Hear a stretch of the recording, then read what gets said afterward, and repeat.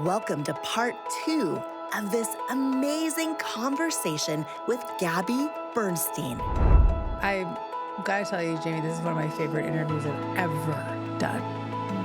I mean that. I hope you can really feel it. Ever. This is the work, baby. This moment right here is your chance to change your life.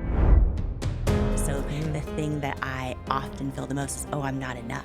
We transform, not because we stop a behavior or force ourselves or judge ourselves or will ourselves into stopping. It's because we befriend these parts of ourselves. I'll just wipe my tears off while you're doing that. In the personal development space, that people can oftentimes get into this pattern of spiritually bypassing the actual issue. You miss the miracle if you try to override the experience. I'm getting so emotional. I just right away, I felt like she's like, I just need to be seen. I just need to be seen. I just need you to just be here with me and just see me. I'm here to tell everyone that these are just parts of who you are that are working really, really hard to numb impermissible feelings from your past. My addiction, she worked hard. When I got sober early in my recovery, someone said to me, I wish it was slow recovery. And I love that because it's in the slow steadiness of our recovery that the miracles happen. Are you ready to master manifesting and become your own inner healer? Gabby Bernstein has been hailed as a next-generation thought leader. She's also the creator and host of the podcast, Dear Gabby. And today, I am so excited to share that she's releasing her 10th book called Self-Help. This is your chance to change your life. Jamie Kern Lima is her name. Everybody needs Jamie Kern Lima in their life. Jamie Kern Lima. Jamie, you're so inspiring. Jamie Kern Lima. Can you talk about the role of spirit guides? This is the best conversation ever. I believe that we all have these guides of great wisdom. So we have human people who left their bodies, like Louise Hay and Wayne Dyer, my grandmother, ancestors, who we once knew in the human form, who've now deceased, and take on a form of guidance. So they become a spiritual guide in now in this lifetime. And we also have an angelic realm of guides. And these guides, their pure mission is to help guide our thoughts back to love. So when we have a fear-based thought and we call on a prayer, it's the angels that will come through and help us reorganize our belief systems to be the bridge from fear to love, to bring our thoughts back to God. And do we all have them? Even if we don't believe in them, even if someone's like, that's a bunch of crap, they still have them. We all have them. Yeah. If you don't believe in it, that's no problem. Whatever is right for you. Yeah. But the more faith you have, the more you'll hear. And sometimes angels really can't intervene in our life unless we ask. We have to ask. There are instances where people be like, I was in a car accident and I heard, get out the left door, and I heard it as a voice inside. That's an angelic guide or a spirit guide. And even if they don't believe it, there can be those moments of intervention when it's not your time.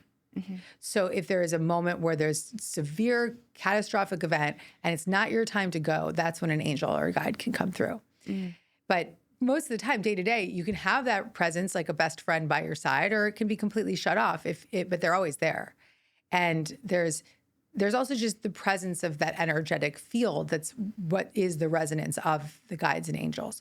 So the way to connect to this energy, to these spirits, is to attune your energy, to be in spiritual conversation like this, or to be grounded in meditative state, or to be in joy with a child. Or often when I'm in a therapy session or with someone that's like a healer, I'll see those sparks of light. Or right here with you, just talking about my son, he just gave me that little signal, like I'm here. That it's like a little spark of light, kind of like a tinsel. Coming through the sky. That can be an image of an angel. Or you can feel a sensation move through your body. You can see I'm channeling now because my left hand goes numb, right? So I'm a medium also. I'm not sure how much you know about that, but I can channel these angels and guides. And so you don't have to speak about it. I speak for it. You know, Can I sometimes just they'll tell say you the things. wildest thing? Yeah. You know how we turn that light off behind you? Yes. It keeps going on. Yes. Is it really And going then on? off. Yeah. It's Yeah. just been on Yeah. and now it's off. And I'm like, what is happening? But I keep going. Okay. That's what's okay, happening. That's what's happening. Because the angels and guides will play with technology. Like technology will just like wildly blow your mind when you're in these situations. Light flickering is a very common way that they'll come to you. Very, very common way. Okay. Real elementary question, because I want to know this. So with our spirit guides, and this is for everyone listening as well, are your spirit guides always somebody that maybe was in your life but has passed, or can it be someone you've No, never you met? can have guides that were maybe a teacher, maybe a figure in your religion, or guides can come in many forms. Yeah. Okay. And then You your can have angels guides can that are just have like symbolic meanings. Yeah. Okay. And you can't choose them, right? Do they choose you? They choose you, and Okay. the deceased family members you can invoke. You can ask them. You can say, but here's the key is always to just invoke this presence with a message like this. I welcome the guidance of the highest truth and compassion. Because just like a party in the real world, in the physical realm, you're not going to open your door in Montecito and be like, "Hey, everybody, come on in," right? You'll be like, "Oprah, you can come in," and Gabby, you can come in, and you're going to have a guest list, right?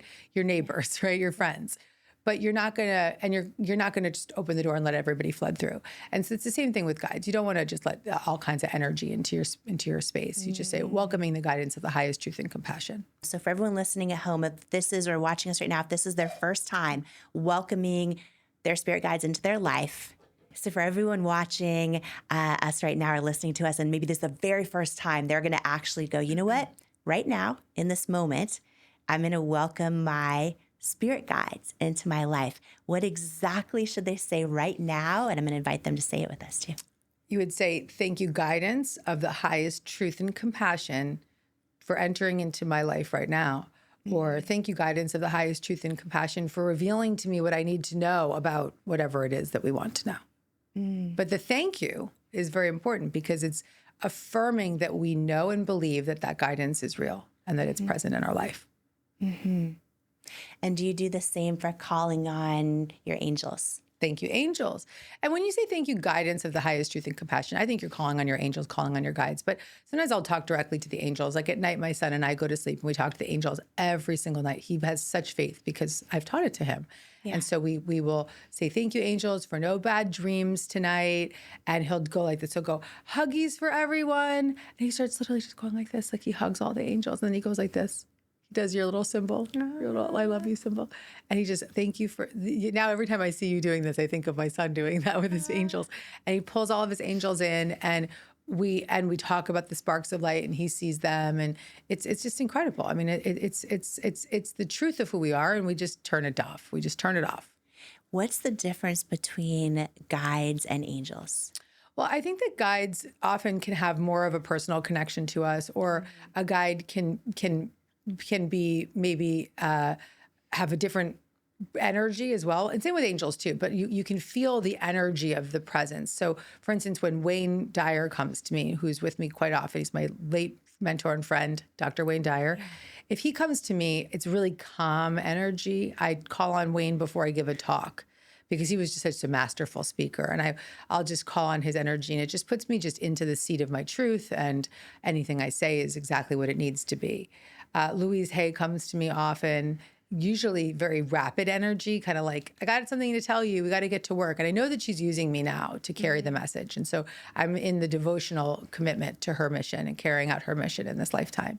And then I have an angel guide called Lily. And I just know her name is Lily because I've always just known it.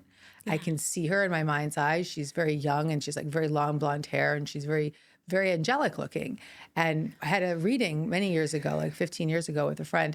And she said, "Who's Lily?" It was like a psychic reading. And she goes, "Who's Lily?" And I was like, "Okay, thank you for the confirmation." And now every time I have a different reading with somebody else giving me a reading, they'll always ask me, "Who's Lily?" Or they'll say, "I hear an L name." And it's just confirming that that is my guide. So I've had this happen twice to me where in a reading they've said Mary Magdalene. Yes, exactly. Is like all around you. Mary Magdalene. I'm like, Mary Magdalene? And So what do you think that means? Well, I think that all kinds of beautiful archetypes and figures and the presence of spiritual essence can come to us in unique ways. So I think that it's funny that you said that Mary Magdalene was the energy, because it was actually one of the examples I was going to give. Because it's like some people can feel like they have like a Christ-like nature around them, an energy of Jesus around them, or some people might feel like they have an energy of Gandhi around them. But when you were saying it earlier, I was thinking about Mary Magdalene, and so it's not a surprise that that's who you've said. And so it's the guide that's chosen to come to you. And sometimes it's because it's coming in a form that we might resonate with, right? So the images that we might see as an angel or a guide could be in a physical vision in our mind's eye, because that's how we can interpret it, as maybe this archetypal figure, or as a family member, or an image of an angelic presence that we can resonate with. And I think, we're in a loneliness epidemic. It's only getting worse in some ways as we get higher and higher and more advanced with technology. And would you say, Gabby, that like us learning how to call upon our guides and angels is also a way, much like people practice faith in this in part for this as well, a way to feel less alone and to know we're not alone. Absolutely. Yeah. I believe that when we have that relationship, we no longer feel alone. And it's a relationship that I access daily. Let me give you an example. Like I was, struggling with some of this hormonal stuff recently, and I was in a pharmacy, kind of like, okay, I got to get on track. And a while back, my very dear friend had told me about this doctor in LA. And I was like, oh, okay. But I was seeing somebody else at the time who I really trusted, and she was amazing. And I just sort of filed that name away. And then I was in the pharmacy, like looking for some estrogen kind of supplement or whatever. And I looked at this woman. She looked middle-aged like myself. And I was like, perimenopause and menopause. And she looked at me and she goes, oh, and she said the name of the center, right? And she's like, this is where I go, and this is all, the whole, makeup, and I feel amazing. And immediately I was like, that sounds so familiar. And it was the exact thing that my friend had referred me to several months earlier. Fast forward, that day, I was like, I'm not going to ignore this sign. My guides have led me to this sign. I spoke up randomly to a woman in a store. She gave back to me the exact referral I had 6 months ago. I'm not going to ignore it. And last night I had the appointment with her, and it was just like, she just opened my eyes to so much more. And so listen and don't ignore the messages and the synchronicity. And the synchronicity. I think all of us have had our guides, whether we acknowledge that's what it is, or feel that's what it is, or agree that's what it is. They've all told us, oh, you're dating the wrong person. Oh, they really didn't lose their phone for 3 days. Oh, they're not telling the truth. Right, it's easy to go, pay attention. I'm going to ignore that and all that. But then when we choose to listen, do you believe, Gabby, we all have divine callings in our life? I do. I believe that when we are in spirit, before we enter the body, that we sit down and we look at a checklist and we say, okay, I'm going to go through this and this and this and this and this, because my soul needs to experience all these things so that I can transcend them and learn XYZ lesson in this lifetime. And so I know for myself that my soul looked at that list and said to my guides, here's what I want to learn. Here's what I want to go through. And it didn't look so easy, but it had a purpose. And the purpose for me was to transcend fear and know what living in love and living in light means, to know it. And I've said yes to those difficult moments so that I could be here now and be where I've been along the way, because you can be going through really tough stuff and still do great healing work in the world. Even in the midst of some of your darkest moments. Sort of one thing you've talked about a couple of times now, just in this conversation, that I want to call out for everyone listening at home, is you are so in flow with instantly assigning a meaning or a belief to the things you've gone through. As if they were absolutely for you, because now you're helping other people get through them. Or now you're, right? And so what most people default to, sometimes without knowing it, is, oh, I just went through X, Y, or Z. It could be I went through some of the things we've talked about today already, postpartum, or I've went through a really tough setback, or I've struggled with addiction, or, you know, I'm in menopause, or any of those things. And then they sit in that space as though this is my hardship I'm in. And, you know, and everyone listening and watching, maybe you picked up on this too with Gabby, but you're so quick to say, you know, I transcended that. And of course, you've shared how, and that was meant to happen to me. Because then I'm sharing it. I'm now helping so many other people through that. And I think that is such a beautiful place, not only of your journey of how you heal through things, but also your purpose and your power. And I think a lot of people, they may not be able to do, you know, a profession that has to do with the thing that they have gone through, but they can do a profession, but separately to be able to tap into the things in their life and get to a place where they go, wow, maybe this happened for me, even though I would never wish it on anyone else. Maybe it happened for me, and maybe actually I can get to that place where I can help other people go through it, and then getting that deep sense of purpose from that. Because a lot of people feel that they don't know what their purpose or their divine calling is, and they feel lost and they feel like something's missing. Right. How can people help, I guess, especially when they're not when they haven't put in the reps of being able to, or maybe, you know, they haven't been able to transcend a hardship yet. You know, how would you say, in the most simplistic terms, I guess, is the way to start going, well, wait a minute, maybe I look at that hardship, and instead of saying this defines me, maybe it's like, oh, maybe learning to transcend it and turn it into purpose. I'd be careful not to do it too soon, because we don't want to give purpose to our pain when we still need to experience that pain. Yeah. Oh, talk more about that. When we're in a moment of grieving, or we're in an experience of discomfort, we don't want to override that experience. Yes. We can be curious about it. We can be compassionate towards ourselves. We can do, I mean, it's perfect segue, because it's exactly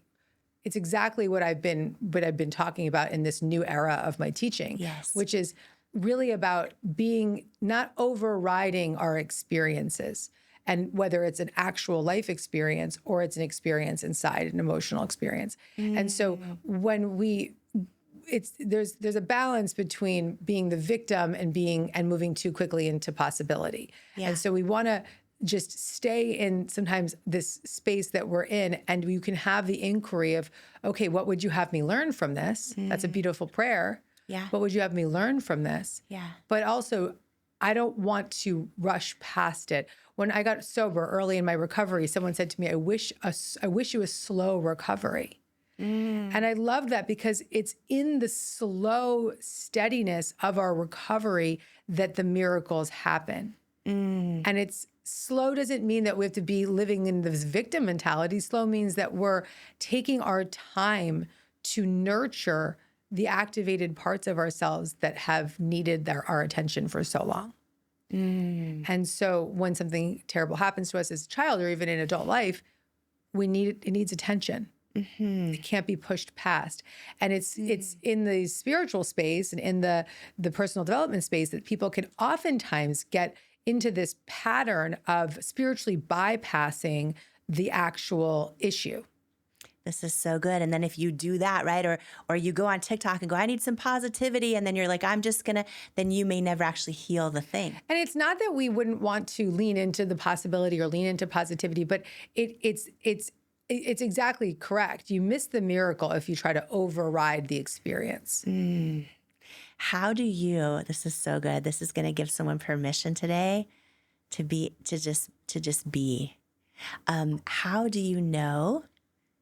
How do you know where you're at in that process? This for everyone listening and watching. How do you know when it's time to go, oh, I'm ready to kind of transcend? Well, I think that every moment of titration into the experience, and opportunity to heal is an expansion. It is a transcendence. Yeah. Because it's not, transcendence doesn't mean, okay, I'm in perfect harmony right here, right now. It's about the glimmers of hope and harmony. And as we, like I said, the word titrate's an important word. As we titrate into the feelings or the sensations or the experience or the parts of us that are activated, and then we do a little adjustments, and then we can come out and just live our lives, and maybe we want to do a little, like, Instagram scrolling or Netflix binging or whatever we need to do. And then we titrate in a little bit more next day. And it's those little moments. Define titrate. So it's about not ripping off the Band-Aid, but slowly opening the door. So it's a slow pacing of relief, right? You don't want to just, like, when you have a pressure cooker, if you just turn that pressure cooker on, it just explodes, right? But if you let it simmer. And so the titrating is sort of like an entering into the feeling and then a release, and then entering into the experience and then a release. And so, that's why that's actually why. So there's this 4-step method in self-help. Yes. And it's the answer to this question, because it doesn't matter where we are in our life or what's going on in our life, good or bad. There's parts of us that can get really activated. So even when good things happen, we might have a part of us that's like, this is too good to be true, and there's a self-sabotage, right? Or if a bad thing is happening, there's a part of us that's like, loves that victim mentality. Or just living normal life, there's parts of us that will just control everything, or be obsessing over some kind of obsession because we don't want to feel something else. And so have you ever said, Jamie, that there's a part of me that does X, Y, Z when this happens? Of course, yes. Do you have an example of that? Gosh. Yeah. I'll notice granular details that aren't perfect when I'm overwhelmed. There you go. Yeah. So you seek perfection when you feel overwhelmed. Yes. So it's like a little bit of a perfectionist Like, how can I control part? something when everything else out of control? Yeah. Very familiar for most entrepreneurs, right? Is we seek control to feel safe. Yeah. And so I had a controller part, which I'll just call it a part of me. And that part of me had been around for many, many years, right? And it was trying to keep me safe ultimately, but it was creating a lot of issues, right? So it might have been a little aggressive at work, or it might have been a little bit obsessive about things, or, making things difficult in my marriage. And that controller really ran the show for most of my life. In fact, at one point, it was so need to control was so extreme that it turned to drugs to create that control, right? And so that control is actually a protection mechanism. And who is that control protecting? For me, that control protection mechanism has throughout my life, the majority of my life, been protecting the little girl who experienced trauma as a child and had nowhere to go with it. And the only way that she could survive was to try to control the experiences and control the life that felt so out of control. And as a little girl, I did it by freaking out about my pigtails not being straight. And as a teenager, I did it by being completely anxious and trying to make all the plans and know every plan. And as a 20-year-old, I was doing it through cocaine and relationships and just controlling all of the outcomes in my work. And then in my late 20s and 30s, I did it through my work. And, so that controller isn't a bad part of who I am. It's not a bad quality. It's a protection mechanism. And so throughout this book, I'm helping the reader recognize that these extreme patterns and behaviors that we have, whether it's binging or drugs or alcohol or control or busyness or rage or checking out with Netflix or dissociation or even things that might be seemingly great, right? Those of us who are really big workers, workaholism is something that's praised in our society, but it's actually a protection mechanism, right? Because if I'm working, I don't have to feel those impermissible feelings. Or if I'm in control, I don't have to feel that things are out of control, or I don't have to feel the fear. And so there's young exiled parts of us that were traumatized as children, and they were never tended to, and we shut them down. We said, I never want to feel that again. It could also be in adult experiences, like if someone's had a violence or if they've lived through a catastrophic event, they exile those feelings. I never want to feel that again. And so I'm going to, even spiritually bypassing as a protector. And I'm calling it it's a protection mechanism, but for the sake of the book, I'm calling it a protector part. It's a part of you. And so we have all these parts of us inside that are managing these big feelings, the little children. And so what do? We live our lives from trigger to protector, trigger to protector, trigger to protector. I mean, anyone that's walking through life feeling anxiety is a protector. There's so much more coming up in this episode. You are not going to want to miss it. But first, I wanted to share this with you. In life, you don't soar to the level of your hopes and dreams. You stay stuck at the level of your self-worth. When you build your self-worth, you change your entire life. And that's exactly why I wrote my new book, Worthy: How to Believe You Are Enough and Transform Your Life for You. If you have some self-doubt to destroy and a destiny to fulfill, Worthy is for you. In Worthy, you'll learn proven tools and simple steps that bring life-changing results, like how to get unstuck from the things holding you back, build unshakable self-love, unlearn the lies that lead to self-doubt, and embrace the truths that wake up worthiness, overcome limiting beliefs and imposter syndrome, achieve your hopes and dreams by believing you are worthy of them, and so much more. Are you ready to unleash your greatness and step into the person you were born to be? Imagine a life with zero self-doubt and unshakable self-worth. Get your copy of Worthy, plus some amazing thank you bonus gifts for you at worthybook.com or the link in the show notes below.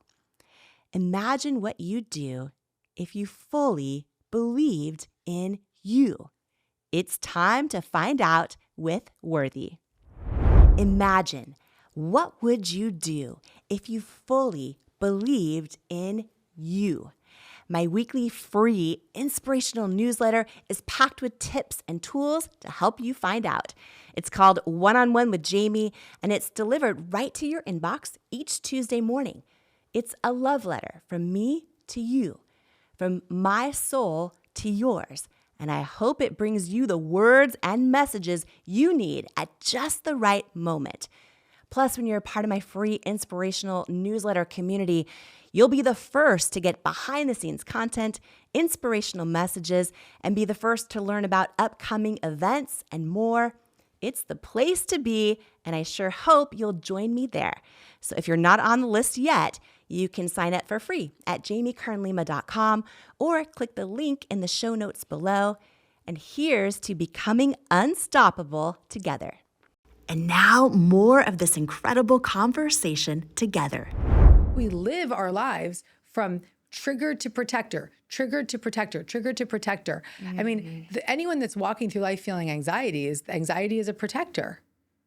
If we're living with just, we can't actually manage our feelings, or we're enraged, or whatever it is, these are protection mechanisms. We numb through food or numb work through or any of those food, things. numb through work. So self-help. Yes.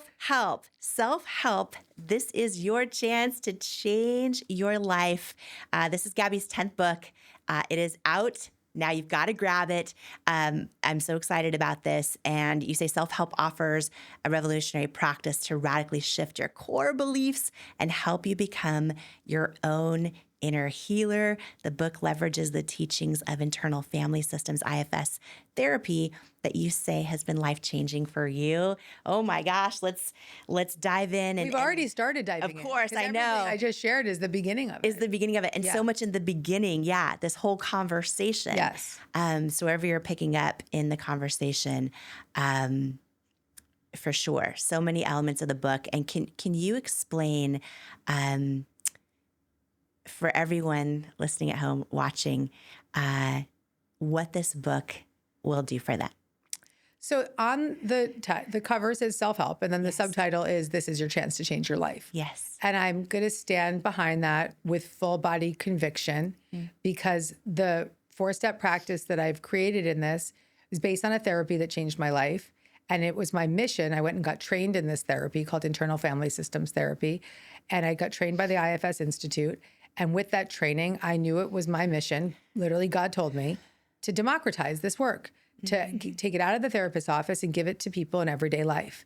And maybe they will go on to do IFS therapy, or maybe they'll just use my 4-step practice.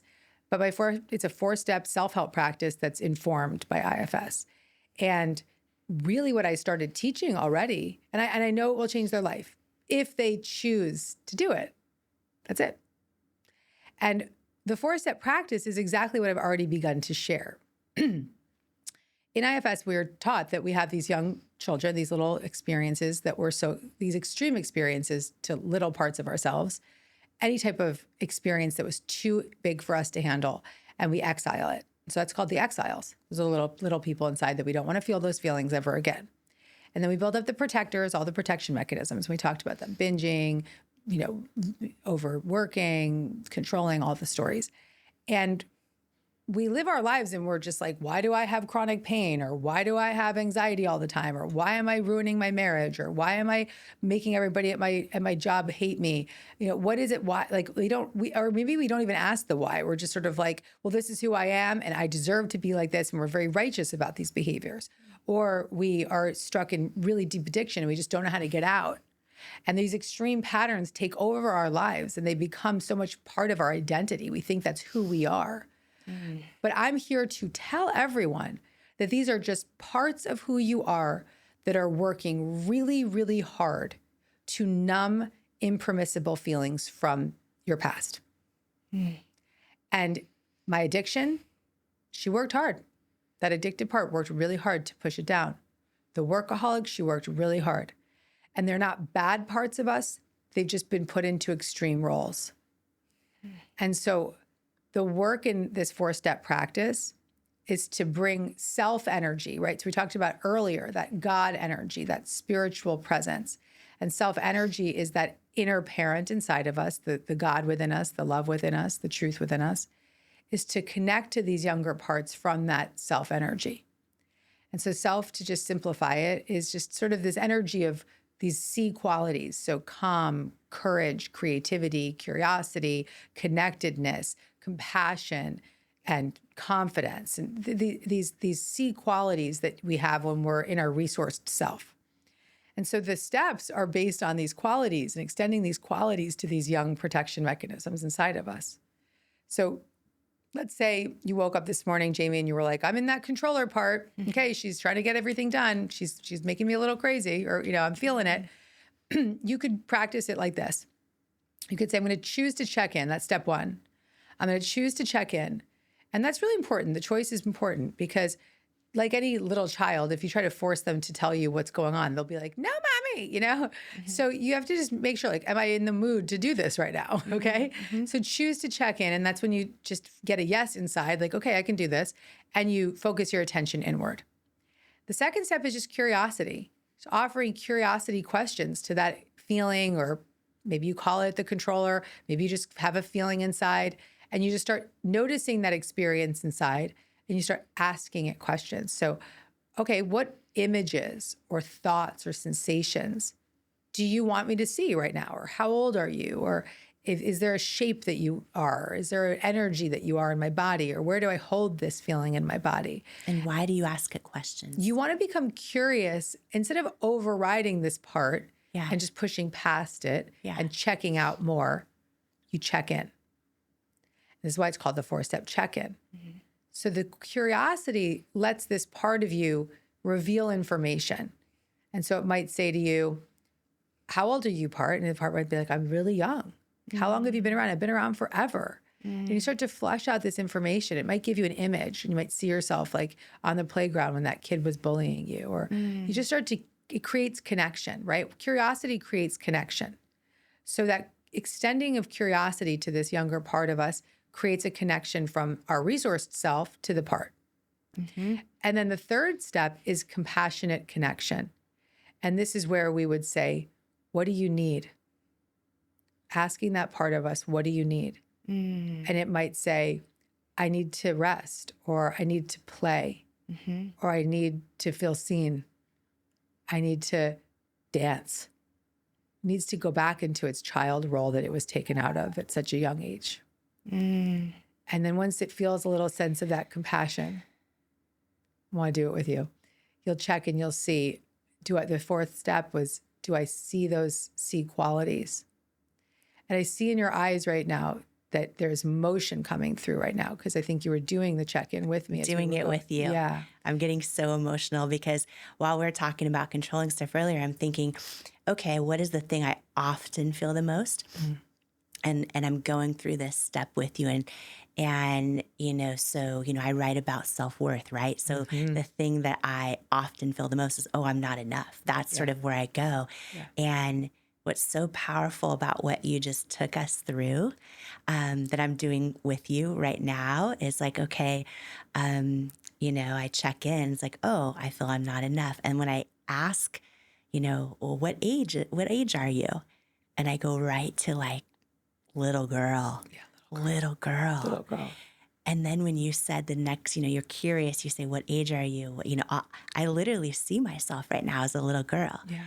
I see moments. When you ask her what she needs, I'm slowing you down a little bit, okay? Because it's easy to go right back into the interviewer. But if we want to work with this girl for one moment, if you asked her what does she need, what did she say, or do you know what she said? That's the part that got me emotional. When I asked her what does she need, Gabby, I'm going to cry. Yeah, bring it on. Like, I just right away, I felt like she's like, I just need to be seen. Yeah. I just need to be seen. Yeah. Like, I just need you to just be here with me and just see me. Yeah. Does she feel my presence with her? Does she feel that I'm seeing her right now? Yeah. It's really beautiful. Yeah. How does she feel about that? It feels great. It feels really great. Does she feel a little bit more calm? Yeah. And also just like kind of just here and enough versus kind of like looking everywhere else to. Yeah, really locked in, seen. right? Right? Yeah. Really, really locked in. How else does she feel? Describe it. Kind of joyful right now. Yeah. But when it was interesting, when I saw her, she's alone. When I saw her, she's alone. And I saw the ages like 4, 6, 8 alone. Does she know that you're here right now?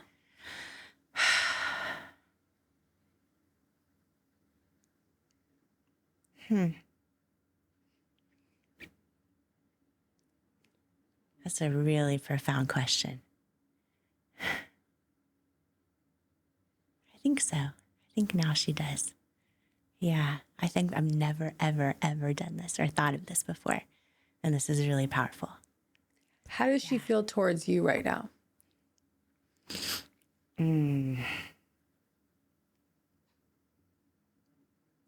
Like I'm strong enough to have her back. Yeah. And I'm strong enough to like hold her hand.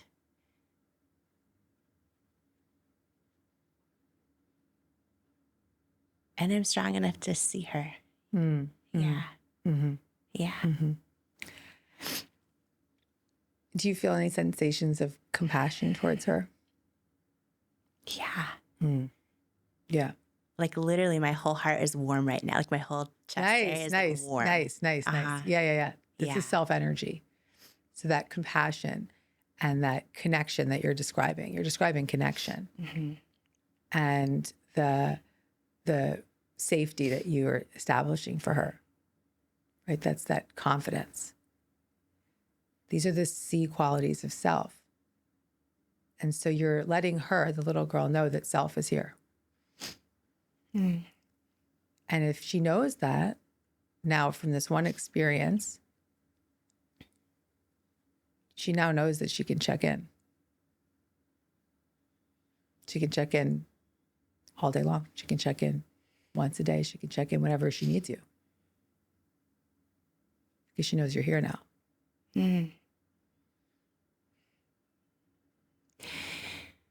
And does doing this help her feel safe and protected so that maybe I'm not seeking that elsewhere? Let's ask her. How does she feel? Does she feel safer right now? Yeah. Yeah. She feels magnificent. She feels magnificent, right? Like her magnificence is seen. Her magnificence is seen. And She she's answered your own sweet and question. she's kind and she's like a light. Yeah. Yeah, she's free. She's free to be a little girl. Yeah. This is the work, baby. This moment right here is your chance to change your life, Jamie, because you're experiencing right here in this moment that she can know that you are here, that self is here, and that she's not alone, that she's seen, and that she's safe. And now she can just exercise this practice and just build more and more trust in this self energy that you have. And the more she trusts you, the more she can relax. And the more she relaxes, the less the protectors are on guard all day. The protectors can say, oh, okay, well, no, we got self. We've got Jamie. We've got self with a capital S. We can always go to self. And as we start to accept that and know that, whatever we're faced with, whatever trigger comes to us, or the desire to go act out, or even an hour into doing the extreme behavior, come back to self. There's always a place to turn to now. And the stronger and more in practice we get in this, the less likely the protectors that maybe come out in all kinds of ways don't need to be there. The nice thing is the protectors don't have to go anywhere. They just need to take a break. Yeah. They just need to relax. Yeah. Because Like they you know don't what? take Your over. controller, mama, like my controller wrote 10 books in 14 years. Yeah. Like we need her, Yeah. right? But we just need her to be a little less extreme. Yeah. Okay. For me, it's always been achievement, work addiction, food addiction, those three things. And these Yeah. protectors can stop being extreme, right? And when they're not in their extreme roles, they can take on their natural role. Okay, so the achiever can be in that natural leader, continuing to achieve, create, and serve, right?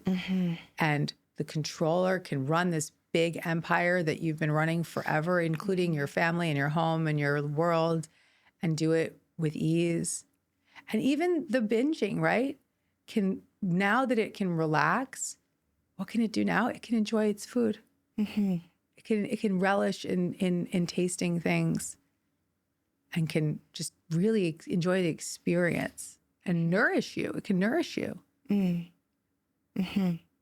And we transform, not because we stop a behavior or force ourselves or judge ourselves or will ourselves into stopping. It's because we befriend these parts of ourselves. We befriend them. We let them know that they're not alone. We remind them that they're safe. And we really show them through this 4-step simple inquiry that there's a presence of lots of love and security inside. Woo! Gabby Bernstein, just crying my makeup off. It's Makeup still looks great. It still looks great. oh my goodness, the 4-step check-in process. And Gabby goes, of course, so deep into how to do this in self-help, And, I first also want to say thank you for that. I'm always here to... Didn't see that coming. I'm always here to check in with you. Yeah, I know you are. You're an amazing friend. And I love to just throw things out here because there's going to be a lot of people also who have already been impacted by your work who are joining us right now. And, you never know how people are behind the scenes. And I'll never forget one of the first times that we met. And I think I was launching my very first book, Believe It. And, you are so generous, and you're like, oh, and I remember you like promoted my event, and you're just so generous, and not everybody is. And I think that it's just beautiful. It's beautiful to acknowledge when someone does amazing in real life and behind the scenes, as people who follow their work hope they are. So I just want to say thank you for that too. When you mentioned, I'm always here for you, always. I mean you are that way. You mean it. that. I'm going to start texting you, like, want to check in? And this is also just like, it's so congruent, and that's what's so beautiful. With your journey so far, of all of it, manifesting spirit guides, Course in Miracles, IFS, and to have the founder of IFS write the foreword for your book. That is a really, really big deal because to support it in a way and say, oh, I'm actually not afraid of someone else doing this. This is actually really powerful and spot on. And I read his foreword, and Isn't it beautiful? It's beautiful. And he starts it out with tears in his eyes. Oh, goodness. And, He's a very dear friend. I mean, that was one of the greatest gifts I've ever received in my life.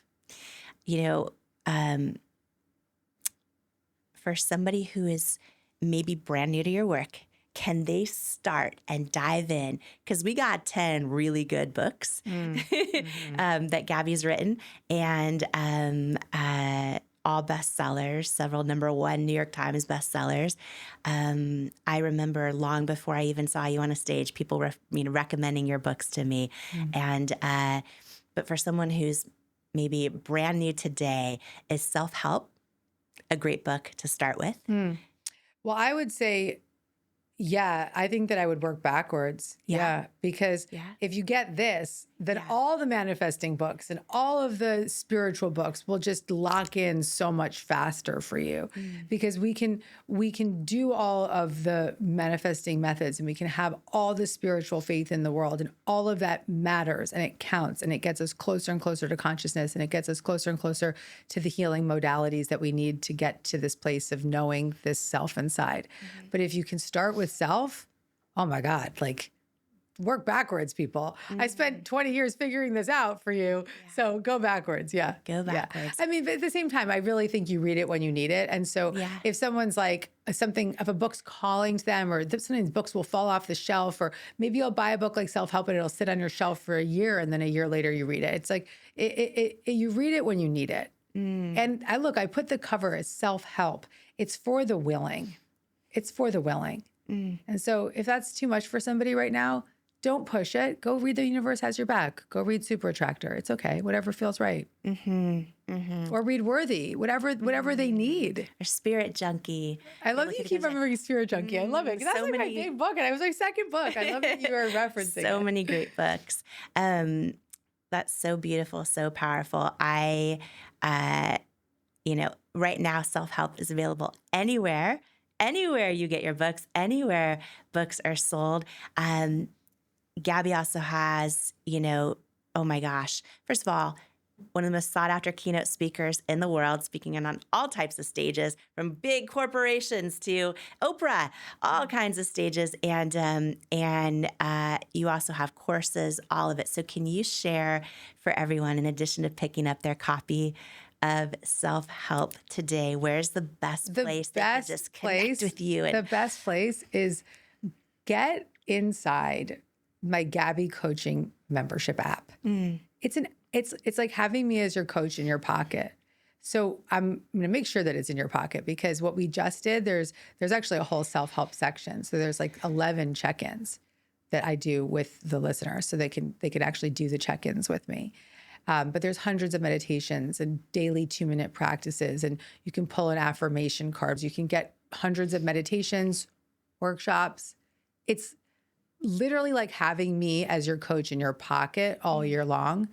And it's my way of making these principles accessible to people anywhere, anytime. And I'm so proud of it. We've been a year in this technology space, and it's like a whole new world for me to recognize what's possible. And so I would just go to deargabby.com/app. Okay. deargabby.com/app. That's how I feel like we need to pull a card for you. I'll just wipe my tears off while you're doing that. Let's go into the Gabby coaching app. Okay. And you're going to scroll to the right and then tap on a card, or scroll to the left, wherever you want. And I want to see what card you pick.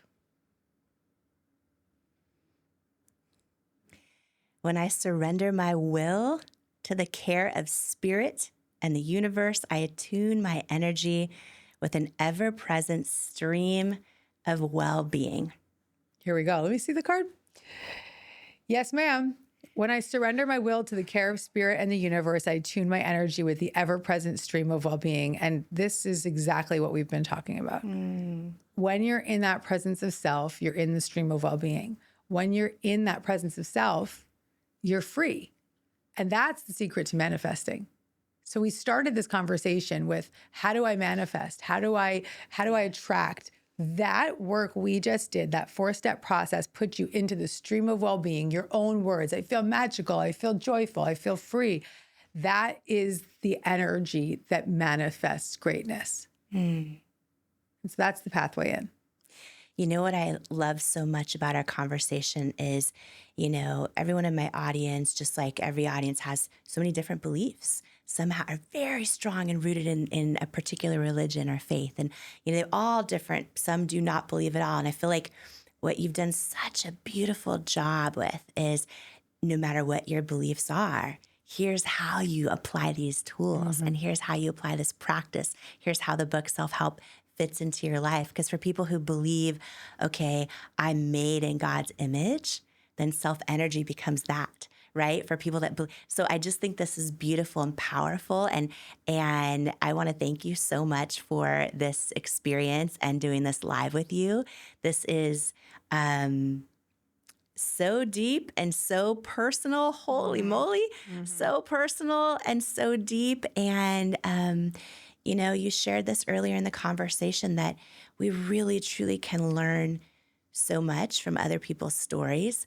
And I think, whether it's you guiding me in this beautiful experience and me doing the 4-step check-in and bawling my eyes out, that maybe someone at home is doing alongside with us in their own way and having a revelation in their own journey. Or it's them connecting with some of the things you shared that you've gone through as well. I just think that this is really powerful, and I want to thank you. I've got to tell you, Jamie, this is one of my favorite interviews I've ever done. I mean that. I hope you can really feel it. Ever. Yeah. Your courage to go there and your curiosity, it's all self-energy. And then just sort of the spontaneous experience of having self come through is just everything. I'm so grateful that our friendship has deepened in this last hour and a half. Oh my gosh. I've never had lights come on and off, but in the middle of a show. Hang out with me. Oh my goodness. Oh my goodness. Everyone get your copy of Self-Help and go to deargabby.com. And of course, if you want to get in the coaching app, go through all of the check-ins and all of it. deargabby.com/app.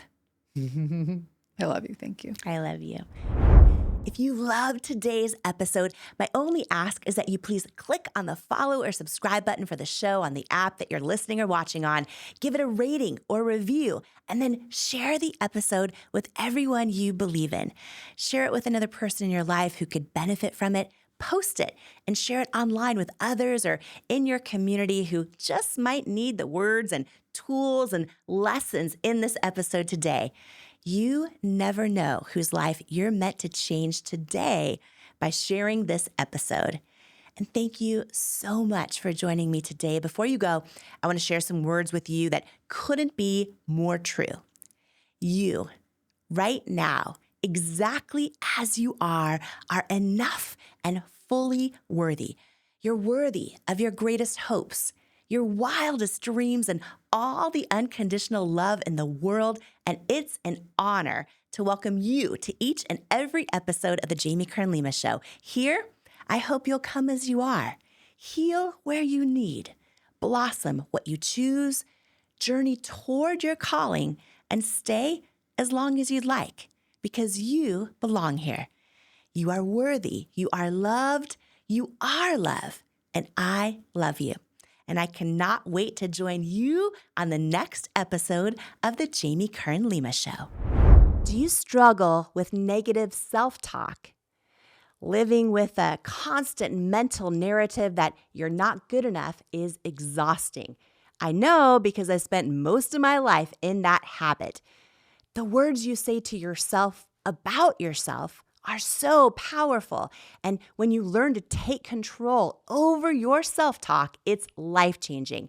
And I wanted to give you a free resource that I created for you if this is something that could benefit your life. It's called 5 Ways to Overcome Negative Self-Talk and Build Self-Love. And it's a free how-to guide to overcome that negative self-talk, to build confidence and develop unshakable self-love so that you can dream big and keep going in the pursuit of your goals. Don't let self-sabotaging thoughts hinder your progress any longer. It's time to rewrite the script of your life, one filled with self-love, resilience, and unwavering belief.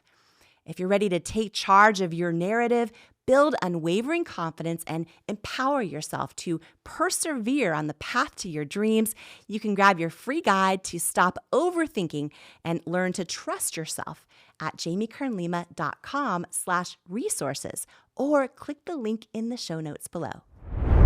Who you spend time around is so important, as energy is contagious, and so is self-belief. And I'd love to hang out with you even more, especially if you could use an extra dose of inspiration, which is exactly why I've created my free weekly newsletter that's also a love letter to you, delivered straight to your inbox from me. If you haven't signed up to make sure that you get it each week, just go to jamiekernlima.com to make sure you're on the list, and you'll get your One-on-One with Jamie weekly newsletter and get ready to believe in you. If you're tired of hearing the bad news every single day and need some inspiration, some tips, tools, joy, and love hitting your inbox, I'm your girl. Subscribe at jamiekernlima.com or in the link in the show notes. I am so excited for this book. You know why? Because it's going to save so many people. It's going to save people. Worthy, your new beautiful book, Worthy. Get this book. This book, I'm telling you, it's a book that can change anybody's life who picks it up. Anybody who's ever felt that they were not good enough, didn't measure up, something's missing in your life, I have to tell you, it's powerful. It's happening. It's worthy. Imagine, what would you do if you fully believed in you? I went from struggling waitress facing nonstop rejection to founder of IT Cosmetics, a billion-dollar company, by learning how to overcome self-doubt and believe I am worthy of my hopes and dreams. And I'm sharing how you can too in my new book, Worthy, How to Believe You Are Enough and Transform Your Life. If you're ready to truly trust yourself and break through that barrier of self-doubt, and know that where you come from, or even where you are right now, doesn't determine where you're going, then Worthy is for you. It's time to go from doubting you're enough to knowing you're enough. It's time to step into all of who you are and into the person you were born to be. And it's time to believe that you are worthy of it. Because in life, we don't become what we want. We become what we believe we're worthy of. Join the Worthy movement today by grabbing your copy of Worthy anywhere books are sold. Then head to worthybook.com now for free gifts, including my 5-part course on becoming unstoppable and my 95-page Worthy Workbook action plan that teaches you how to implement the tools from the book into your real life right now. Worthy is groundbreaking. Yo, my God! Worthy, you are worthy. This book is going to change lives. This book literally will teach you how to actually feel worthy so that you can have the strength, you can have the confidence. The lessons in this book and the strategies will change your life. You will never be the same again after you read this book. Jamie's book, Worthy, is a must read. It is going to inspire you, empower you, give you the hope that you need and the kick in the rear end that you deserve. Jamie's book, Worthy, is incredible. The gifts are going away, but they're all free right now on worthybook.com. It's such an honor to share this podcast together with you. And please note, I'm not a licensed therapist, and this podcast is not intended as a substitute for the advice of a physician, professional coach, psychotherapist, or other qualified professional. If you love this incredible episode with Gabby Bernstein, I promise you, you're also going to love this life-changing episode of the Jamie Kern Lima Show with Oprah, where we talk about how to hear your intuition, tap into your purpose, and discover the dream your creator has for you. It's up next, just for you. Okay, are we good?